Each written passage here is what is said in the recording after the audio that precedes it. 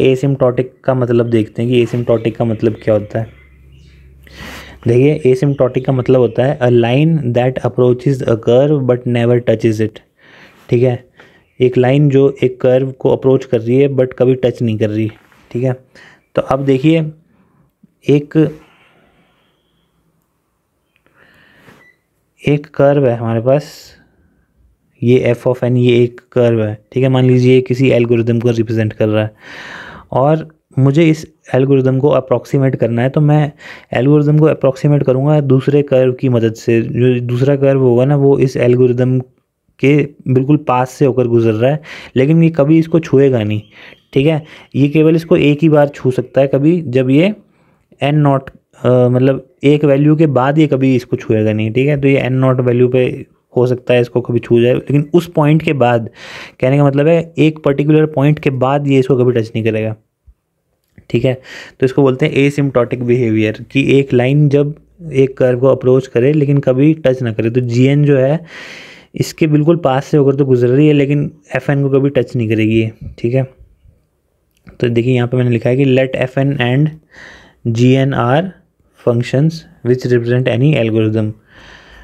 Actually we are trying to find the function g of n which tightly binds f n. तो हम कोई ऐसा function g of n find out करने की कोशिश कर रहे हैं जो कि एफ ऑफ एन को कभी टच ना करे लेकिन अप्रॉक्सीमेट कर दे। इस जी एन की मदद से मुझे एफ ऑफ एन की मैक्सिमम मतलब मैक्सिमम वैल्यू पता लग जाए कि भाई एफ ऑफ एन इसी वैल्यू तक जा सकता है मैक्सिमम। तो जी एन दूसरे कर्व का यूज़ करके मैं पहले कर्व को अप्रॉक्सीमेट कर रहा हूँ, ये मतलब हुआ। तो means that for any value of n greater than equal to n not, यानी कि एक एन नॉट की वैल्यू के बाद g of n will have higher value than f of n, g of n will have higher value than f of n. ठीक है, then we will say that f of n is equal to big O of g of n. ठीक है,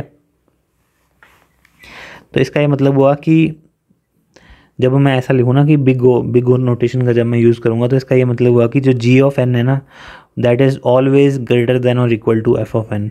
ठीक है, तो ये big O notation का ये मतलब होता है। तो जो टोटल नोटेशन होती है ना, वो तीन तरह की होती है। एक होती है बिग ओ नोटेशन, एक होती है ओमेगा नोटेशन और एक होती है थीटा नोटेशन। तो सबसे जो मोस्ट पॉपुलरली यूज्ड है वो है बिग ओ नोटेशन। और बिग ओ नोटेशन सबसे मोस्ट पॉपुलरली यूज्ड क्यों है?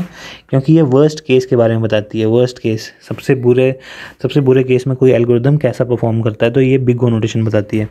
और ओमेगा जो है वो बेस्ट केस के बारे में बताती है, और बेस्ट केस के बारे में किसी को नहीं जानना होता है। बेस्ट केस हमें चाहिए ही नहीं, मैं बताता हूँ कि क्यों नहीं जानना होता है। और फिर थीटा नोटेशन होती है जो एवरेज केस के बारे में बताती है। एवरेज केस भी is also somewhat important, but best case is the least important and worst case is the most important. जब भी हम किसी एल्गोरिदम की कम्प्लेक्सिटी को कैलकुलेट करते हैं ना, तो हम वर्स्ट केस दिमाग में रखते हैं कि सबसे बुरे टाइम में वो एल्गोरिदम कैसा परफॉर्म कर रहा है। ठीक है, तो बिग ओ को क्या बोलते हैं? Upper bound. देखिए, बिग ओ को क्या बोलते हैं? Upper bound. तो ये जो एफ ऑफ एन है ना, ये जी ऑफ एन जो है इसको अपर बाउंड कर रहा है, यानी कि इसके ऊपर है वो। ठीक है, और इसी तरह से जो ये ओमेगा है ना, ये लोअर बाउंड रिप्रेजेंट करता है। लोअर बाउंड को इस ग्राफ से रिप्रेजेंट किया। देखिए, अगर जी ऑफ एन इसके नीचे है ना, तो बेस्ट केस, मैंने आपको बताया ना कि बेस्ट केस की हमें ज़रूरत ही नहीं पड़ती है, मैं अभी आगे एक्सप्लेन कर रहा हूँ। फिर एवरेज केस जो होता है ना, ये दोनों कर्व के बीच में रहता है, दोनों कर्व के बीच में रहता है ये, और ये भी समवॉट इम्पॉर्टेंट है। तो मैं आपको बताता हूँ कि वर्स्ट केस, बेस्ट केस और एवरेज केस में क्या फ़र्क है। तो मान लीजिए मैं इंसर्शन सॉर्ट या सिलेक्शन सॉर्ट या कोई सॉर्टिंग एल्गोरिदम कर रहा हूँ, और मुझे ये जो पांच एलिमेंट है ना, इनको मुझे सॉर्ट करना है। और मुझे जो है मुझे एक्चुअली में ना 2 से मतलब है, या फिर सॉर्टिंग को छोड़ दीजिए, सर्चिंग को लेते हैं। अगर मुझे सर्च करना है, मान लीजिए मेरे पास 5 एलिमेंट है और मुझे सर्च करना है इसमें मुझे 2 सर्च करना है। ठीक है, इस पूरी लिस्ट में मुझे 2 सर्च करना है। तो पहले मुझे क्या करना पड़ेगा? लीनियर सर्च के केस में पहले मुझे 15 को कंपेयर करना पड़ेगा 2 से कि भाई है कंपेरेबल कि नहीं है। फिर मैं 5 को कंपेयर करूँगा, मतलब मैं सीक्वेंशली आगे बढ़ रहा हूँ ना, मैं सीधा 2 पे तो नहीं जा सकता।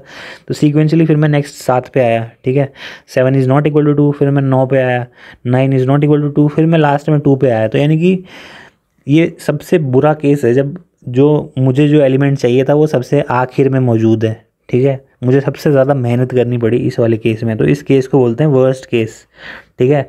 और जो बिग ओ नोटेशन है ना, वो वर्स्ट केस दिखाती है कि सबसे बुरे केस में एल्गोरिदम कैसा परफॉर्म करेगा।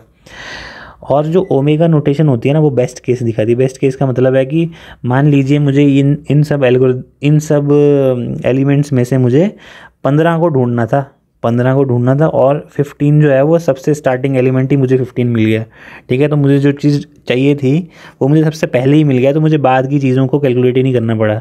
तो सबसे कम मेहनत करनी पड़ी मुझे बेस्ट केस के लिए। तो बेस्ट केस जो है ना, वो सबसे रेयरली यूज होता है, और it does not tell you anything about the performance of the algorithm. Only the worst case and average case tells you कि how an algorithm performs well, ठीक है, in real life scenario. और तो ये average case क्या होता है? Average case का मतलब होता है जैसे अगर मुझे ये 5 एलिमेंट दिए हुए हैं और उसमें से मुझे 7 को फाइंड आउट करना है, तो मुझे 15 को पहले मैं 7 से कंपेयर करूँगा, नहीं है, आगे चलूँगा 5 को कंपेयर करूँगा, नहीं है, और फिर लिस्ट के बीच जैसे में मुझे 7 मिल गया, यानी कि मुझे ना ज़्यादा कम मेहनत करनी पड़ी ना ज़्यादा मेहनत करनी पड़ी, मतलब मुझे एक एवरेज अमाउंट ऑफ मेहनत करनी पड़ी, तो इसको बोलते हैं एवरेज केस। तो जो एवरेज केस है ये थीटा नोटेशन से हमें पता चलता है। तो जैसे मैंने यहाँ पे लिखा है ना, f n is equal to big O of g n, उस तरह से मैं f n is equal to theta या ओमेगा भी लिख सकता हूँ। तो आपको थीटा और ओमेगा का मतलब पता होना चाहिए, ठीक है, कि अगर ओमेगा लिखा हो तो वो बेस्ट केस बता रहा है, और बेस्ट केस से हमें कोई ख़ास मतलब नहीं होता, और थीटा से होता है थोड़ा बहुत, लेकिन जो सबसे बड़ा सबसे इम्पॉर्टेंट चीज़ है वो बिग ओ नोटेशन ही होती है, ठीक है जी। अब हम कुछ चीज़ों की बिग ओ नोटेशन निकालने की कोशिश करते हैं। देखिए, एक एग्जांपल दिया है हमारे पास, f of n is equal to n की n raise to power 4 plus 100 into n square plus 10n plus 50, ठीक है। तो मैं आपको सीधा शॉर्टकट में बताता हूँ कि इसकी हमें कैसे मतलब कैसे हमें इसकी कम्प्लेक्सिटी कैलकुलेट करनी है। तो हमें क्या करना है, सबसे पहले ना हमें n की सबसे हाईएस्ट पावर ले लेनी है, जो भी पॉलिनोमियल इस इक्वेशन के साथ एसोसिएटेड है ना, उसकी सबसे हाईएस्ट वैल्यू ले लेनी है, और वही हमारा अपर बाउंड होगा, ठीक है, वही हमारी बिग ओ नोटेशन, वही हमारा वर्स्ट केस होगा। तो सबसे बुरे केस में हमें इतनी कैलकुलेशन यानी कि n की पावर 4 कैलकुलेशन ही करनी पड़ेगी, ठीक है। तो मैं लिखूंगा कि अगर f ऑफ n ये है तो g of n is n raise to power 4, means g of n gives the maximum rate of growth for f of n at larger values of g of n, ठीक है। तो मैं ऐसे लिखूंगा f of n is equal to order of g of n, और g of n की जगह मैं n की पावर 4 डाल दूंगा, और फिर मैं लिखूंगा it is of the order of n raise to power 4, ठीक है। अब देखिए एक एग्जाम्पल छोटा सा और देखते हैं कि find the tightest upper bound for f of n is equal to 3n plus 8। तो मैंने आपको क्या कहा था कि n की सबसे हाईएस्ट पावर देखनी है, तो यहाँ पे n है, केवल कांस्टेंट को इग्नोर कर देना है, 3 जो आगे लगा उसको मैंने इग्नोर कर दिया, ठीक है। तो इसका जो आंसर होगा वो होगा ऑर्डर ऑफ n। इस तरह से tightest upper bound for f of n is equal to n square plus 1। तो इसमें क्या हुआ कि n की सबसे हाईएस्ट पावर देखी n स्क्वायर, इसके आसपास जो भी कांस्टेंट है उसको मैंने इग्नोर कर दिया, तो मैंने इसको लिखा कि tightest upper bound is order of n square. फिर tightest upper bound for n की power 4 plus 10n square plus 50। तो इसमें भी n की जो सबसे हाईएस्ट पावर है वो 4 है, तो ऑर्डर ऑफ n की पावर 4 लिख दिया मैंने इसको।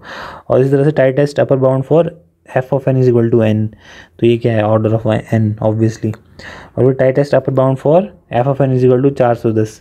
तो देखिए यहाँ पे 410 होता है, चाहे कुछ भी होता है, चाहे 1 लाख होता है, चाहे 1 करोड़ होता है, कुछ भी होता है, तो ये एक कांस्टेंट नंबर है। और अगर एक कांस्टेंट नंबर है ना, तो मैं इसको इस फॉर्म में रिप्रेजेंट करूँगा, ऑर्डर ऑफ 1, यानी कि इसको कोई टाइम नहीं लगेगा। मतलब अगर मान लीजिए देखिए ना, जो कंप्यूटर होता है उसमें देखिए उसको ना मतलब कांस्टेंट चीज़ें कैलकुलेट करने में उतना टाइम नहीं लगता जितना उसको मतलब आइट्रेशन लूपिंग वगैरह में टाइम लगता है। तो कांस्टेंट वैल्यू कितनी भी हो, हम उसको केवल 1 मान के चलते हैं।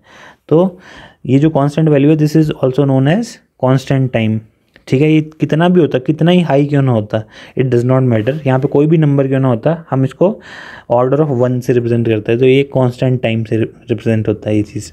तो ये थी एसिम्प्टोटिक नोटेशन से, और मेन हमारा जो फोकस है वो है बिग ओ नोटेशन के ऊपर।